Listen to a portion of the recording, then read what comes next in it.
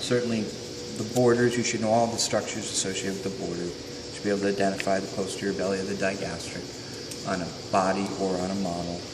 The stylohyoid muscle we just picked out on that model as well. This guy here, posterior belly, and then the stylohyoid back here. Any model that has a good submandibular region should also have a stylohyoid muscle. This one doesn't. We'll find it definitely on those models though. Superior belly of the omohyoid, so we'll talk about the portions of the muscular triangle, but the superior belly of the omohyoid is going to be the most lateral of those strap muscles. And so the superior belly here really defines what's going to be that carotid triangle. So that's the superior belly of the omohyoid right there. What number is that? 50. 49 is actually, it's shifted over. This is going to be your thyrohyoid. It's 49. He's usually going to actually be buried underneath these other strap muscles. But that's 49 thyrohyoid there. 47 is going to be your sternohyoid muscle. So that omohyoid, the superior belly, helps define this carotid triangle. That's where we're going to have all the important contents in terms of the carotid bifurcation and such. The anterior border of the sternocleidomastoid, of course, is going to be also part of the triangle. Hyoglossus muscle, thyrohyoid muscle, pharyngeal constrictor muscles. These are all going to be the structures that ultimately form the floor of that triangle. And so the thyrohyoid, of course, is that 49 right there. What 59 actually is here, if I'm guessing correctly, that's going to be the thyrohyoid membrane. 59. Hyoglossus is going to be a little bit up, higher up. And the pharyngeal constrictors are going to be really deep behind. And we talked about that in lab today, or lecture today. And let's see if we can pick it out here as a floor. So right in there, that's going to be your superior pharyngeal constrictor coming down. We'll do this next week, but remember talking today about the inferior pharyngeal constrictor, middle pharyngeal constrictor, and superior pharyngeal constrictor. Remember, they fit in like cups. So on the posterior surface of the pharynx, actually most of what you see is the inferior constrictor. It doesn't mean that the middle is really that small. It's just kind of sitting inside that inferior constrictor. Same thing with the superior constrictor up top. All right.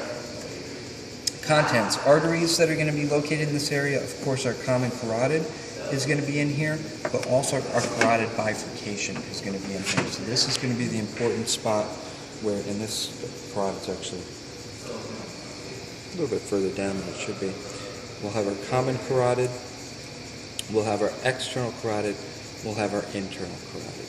Remember, carotid bifurcation is going to have a bulge that we call the carotid sinus, and that's going to have baroreceptors as well as chemoreceptors located in there as well. The carotid body is involved in detecting those chemoreceptors.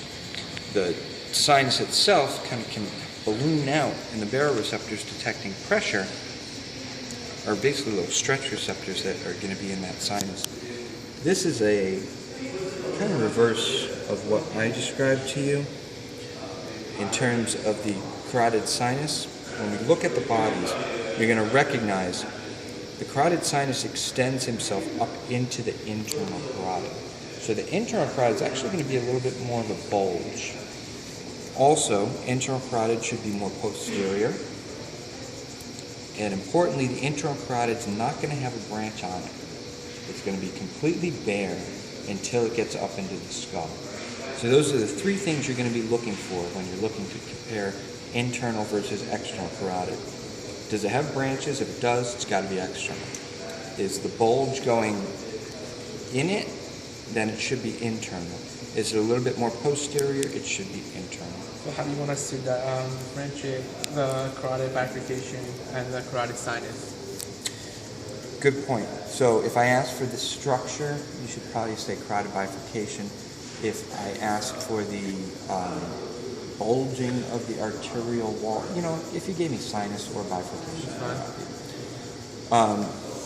Yeah, the bulging area, that would, sinus would actually be structure too if we were to pin it.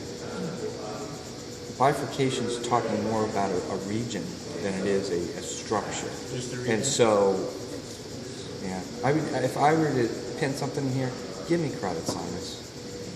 Don't say carotid bifurcation. Yeah, so if I pin that and said structure, you'd give me carotid sinus. I pin this and said structure, common carotid. Pin this in structure, External. pin this. Internal. Good. All right. You're not going to really find carotid body. In terms of branches coming off of that external carotid, we'll take a look. Rob did a great job dissecting a good number of branches, but there's some variants in there that make it a little bit more complicated. This is going to be a very simple set of branches. We're going to have the one that busted here, actually. This whole thing is going to be your inferior thyroid. What happens is a branch of it will go through that thyroid membrane and become the Superior laryngeal. superior laryngeal. This branch continues down to the thyroid. That would be your inferior thyroid continuation. So inferior thyroid, superior laryngeal, still inferior thyroid. Isn't it superior thyroid? What am I saying? It's Am I saying inferior. inferior? Yeah. It is superior thyroid. Thank you. Yeah, I have no idea why I would be calling it inferior thyroid. Superior thyroid, superior laryngeal, superior thyroid still. Inferior thyroid is coming off the thyroid trunk. That's what I thought. Yep. All right. The next artery up here we see is nicely diving deep. Oh, so this is the muscle that we were talking about. That's going to be going from the hyoid up to the tongue. That's your hyoglossus muscle. It's about the size of a postage stamp, square muscle, going from that hyoid up to the tongue. And it's an important landmark for that lingual artery because the lingual artery is going to pass deep to that hyoglossus. So we know this is going to be our lingual artery. So if you see an artery going deep to the hyoglossus muscle, it's going to be lingual. Next artery up here we see is going to be traveling superficial in the triangle, and he's going to make this nice little tortuous turn up and above the chin, or up above the mandible, facial. Good. You do not have on this individual an ascending pharyngeal, but it should be in here going up onto the pharynx. And you can see the relationship between those pharyngeal constrictors and that external carotid there. So you can easily have a branch that would go up like that and supply the pharynx. That would be your ascending pharyngeal. Another branch that I haven't been able to find on this is, because you have your less Greater orthoid. this is actually going to be your occipital here. Occipital. There is no greater auricular coming off this. Greater auricular would be coming a little bit anterior to the mastoid process.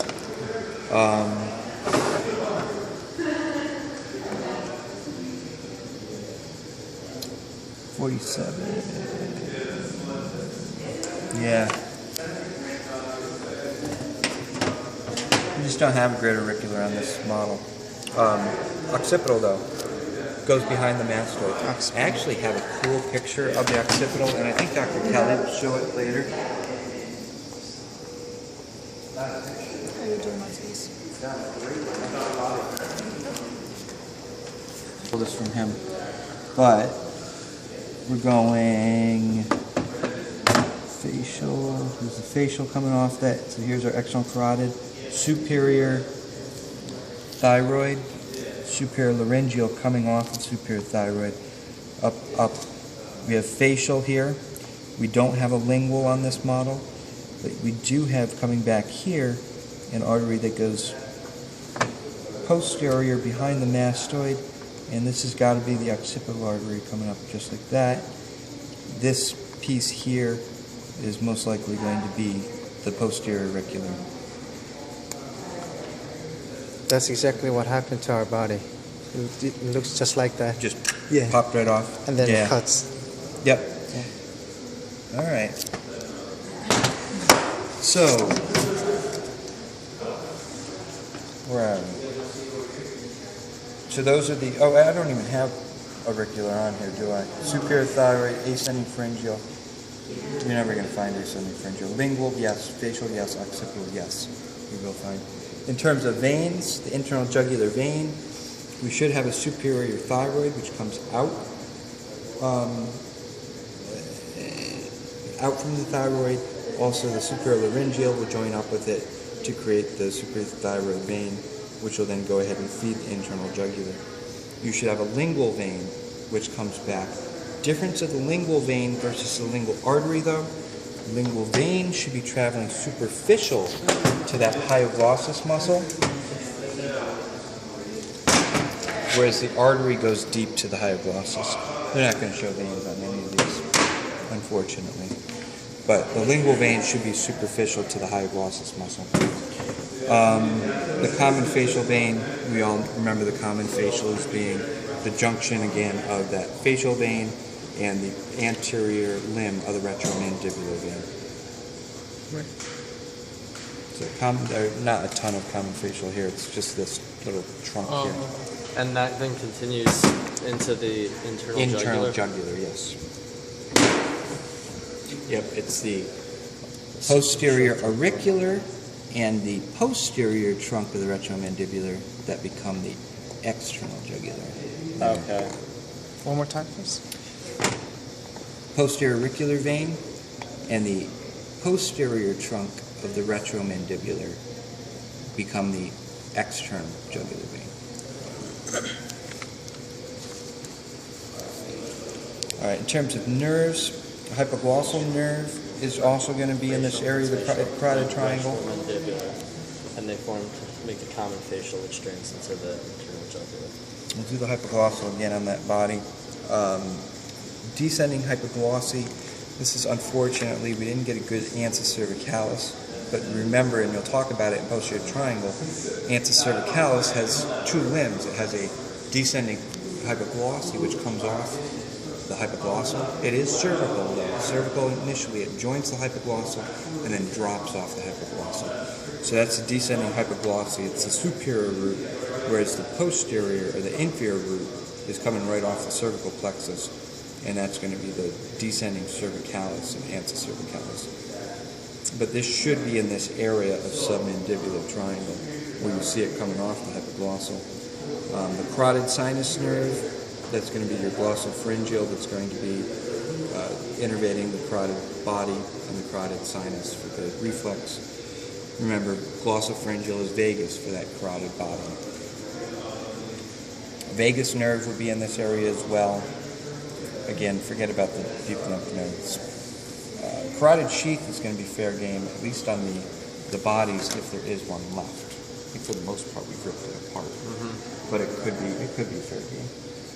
All right, in terms of nerves on these models, there is a model of a hypoglossal.